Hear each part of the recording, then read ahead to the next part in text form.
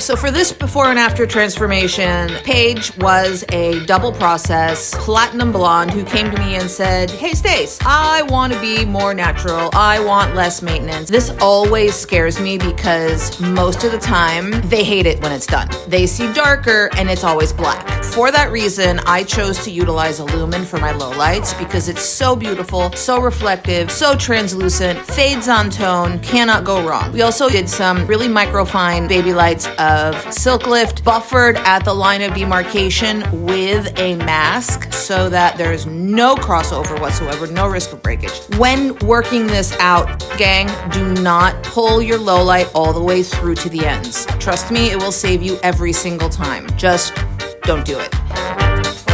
Once we got her to the sink, then we did a Colorance root smudge at the roots of like 7NA, which is my favorite go-to, and then we did a mids and ends harmonizing gloss. We did a what I call sweet talk haircut, which there's another video for that, go check it out. And as you can see, we created a world for her that is significantly lower maintenance and yet still a full highlight in my chair every 12 weeks.